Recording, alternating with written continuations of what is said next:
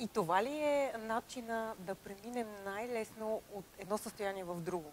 Например, как преминаваме съзнателно през тъгата, за да минем в радостта? Може ли това да стане много бързо? В момента, в който ти ми задаваш въпроса, преди да стигнеш до думата тъга, аз вече погледнах тъжно.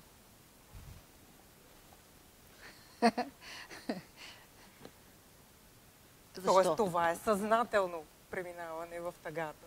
Да, Но по същия начин. защото ти задаваш въпроса и вече мислиш за тъгата. И съответно аз отразявам тъгата. И накрая се смееме. Защо? Преминахме в радостта. Не, ние си бяхме в радостта.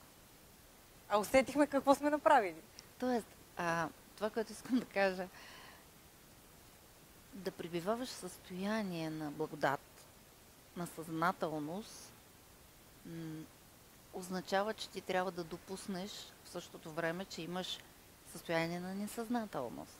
Тоест, съзнателното съществуване върви с ръка с несъзнателното съществуване. То е едно и също. С други думи, в нещо аз съм съзнателна като проценти. Това казвам думата проценти, а не съзнателна съм, не съм съзнателна. Тук е полярното на ума и егото. Като проценти ти влизаш все повече в съзнателност, която обединява съзнателно и несъзнателно. Както добро и зло се обединява от вселенско добро. Като ритъм вселенски. Тоест, самата несъзнателност присъства в съзнателността и обратно. И тогава е тази съзнателност, която излиза от клетката, от твоето съществуване, от изначалната природа на нещата.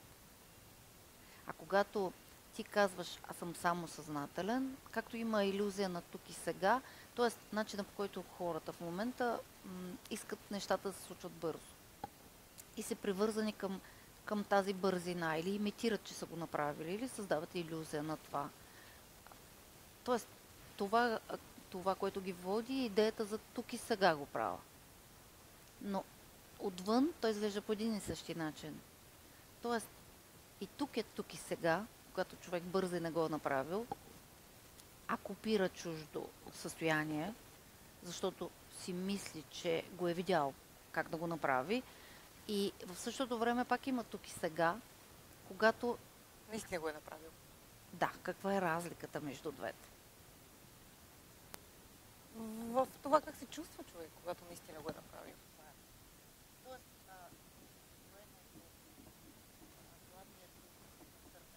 Всичко това е, когато ти не си го направил. Отново отиваме. Направил си го и не си го направил. Това е ума в момента. Това е конкуренцията. Но това е ума в момента. Тоест, разграничението между това, дали сме го направили достатъчно днес, колко процента от времето днес ти избираш, защото си избрал, или не избираш, защото още не си избрал. Тоест, в един момент те води посоката, пътя, който ти ставаш, а не пътя, по който ти вървиш. И затова ти много често казваш, не се сравнявайте с другите хора. Защото всъщност сравнявайки се с някой друг, ние отиваме в ума. И не гледаме това какво реално прави, а гледаме да копираме нещо чуждо. Но това също има капан, защото говориме, не се сравнявайте с другите хора. И в този момент, не сравнявайки се, ти отиваш в обезличаването и в липсата на разграничение. И ти изчезваш, защото не се сравняваш с никой.